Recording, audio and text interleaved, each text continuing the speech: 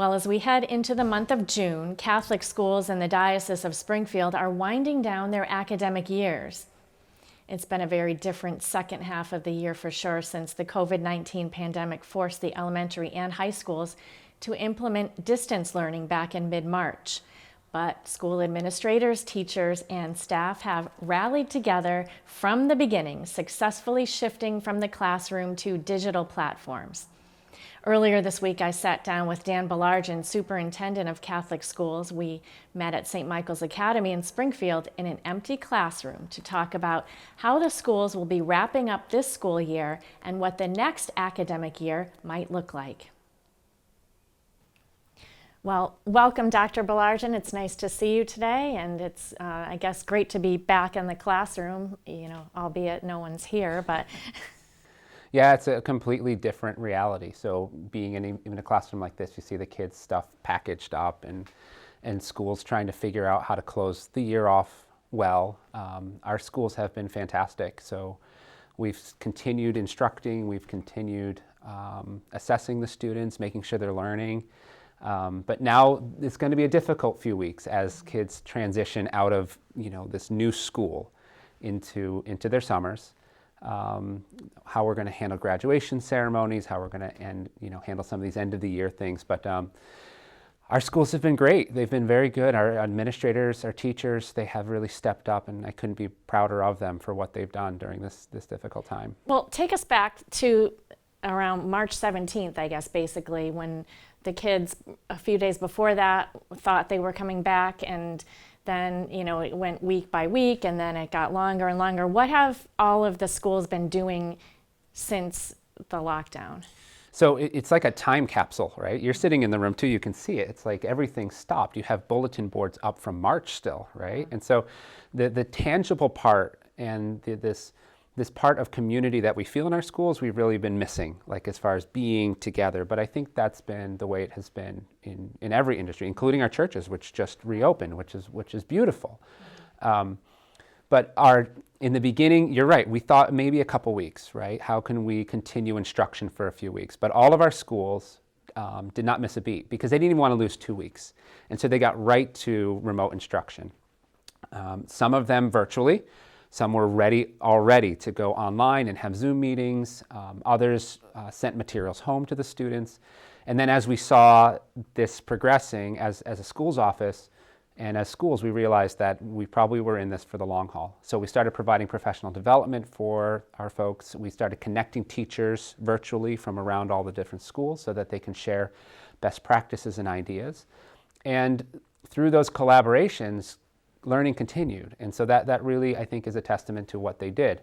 The struggles still maintain. How do we know what the kids are doing in their homes? How can we assess what they're learning? But we've continued to provide guidance and support. And it talks to the strength of our system. Most of our schools haven't really needed to go into depth with this support because they figured it out. The principals figured it out. The teachers figured it out. All we were doing then was helping to keep them connected with one another and then keep connected with their families. Mm-hmm. So it's working out so far. And when is the last day for the students, and will there be graduations and all of these? I mean, virtual graduations? Are they going to be in places? So that's really interesting because that's even changed over the past few days, I guess, how we're going to handle graduation. We know that these events are really important. These rite of passage events are really important. And some have tried to do them really well virtually. Some are still holding out hope that we can do some of them physically. But again, the creativity that we've seen, everybody was planning in some way to do, whether it was a Zoom graduation or a parking lot graduation where the families came in their cars and they decorated their cars, and then they would get the commencement, and then one student at a time would walk up following all of the proper social distance protocols.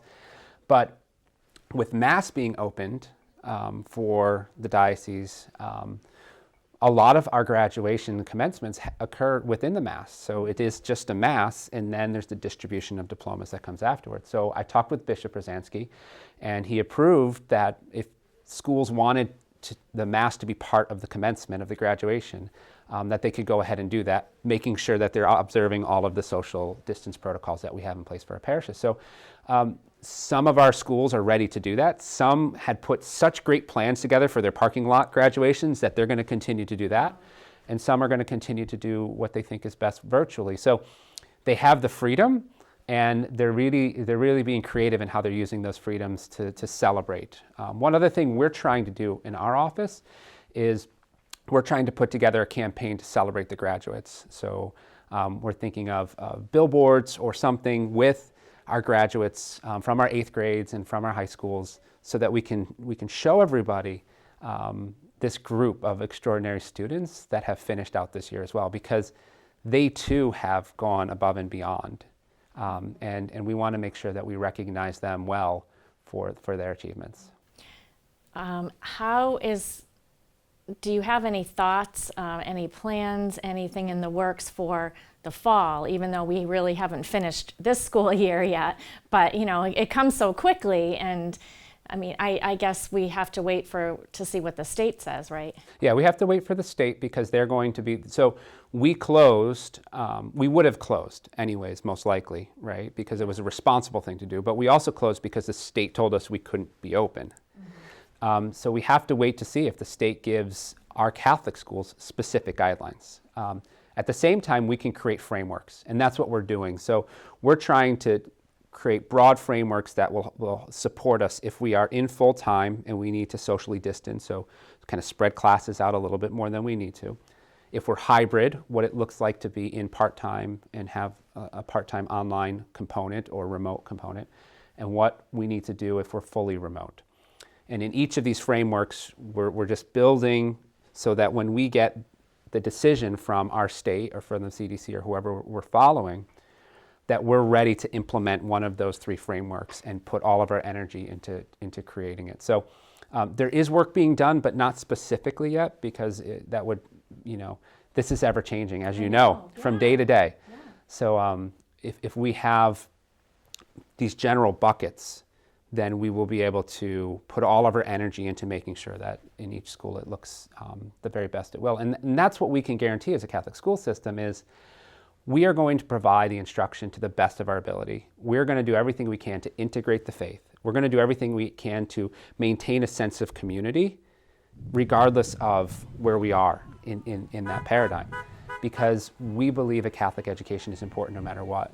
And so our schools are ready, and they're flexible enough to be ready for next year. And again, I can't say it enough. It's a testament to the leadership of our schools, to the commitment our families have for Catholic education, and we're going to continue to do our very best for them. So we're in a school like St. Michael's Academy that has a number of classrooms, a number of desks. What do you think that would look like come the fall, like in your estimation? Because when you talk about kids needing to be 6 feet apart, and will they be able to understand? That's what I'm thinking of, like little kindergartners and first graders, and I mean, I guess they're probably already understanding it maybe more than we know. Like, you have little kids, do they get it? Yes and no. I think that while we have to remember that while most kids are in this new reality, they haven't actually gone out in public in this new reality, right? So we're recommending these things like masks and everything else. We have to be careful, I think, to balance the emotional needs of our kids and their physical needs, right? We have to be careful to and we cannot just say, well, everybody's going to come in with a mask and then think that that's going to solve the problem. It's not. There's an emotional there's an emotional need that needs to be fit in that particular context, right? Kids who aren't used to it walking around and seeing everybody with masks, not being able to touch their friends and things like this. So we have to be very careful that what school looks like, as much as possible, provides a sense of community, a sense of stability, a sense of safety, not just physical safety, emotional safety and security, taking advantage of the fact that our churches will be open at that time, taking advantage of the liturgy, right? So they can be all together in one space, because gathering spaces are something that might be limited. Mm-hmm. being together for Mass would be a beautiful way for them to be connected with one another.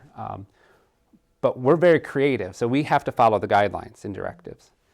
But we can be very creative in what that looks like, making sure that we're doing it well. And I think that that is where our energies are going to go toward, so that when our kids come back into a classroom, they feel like they're home.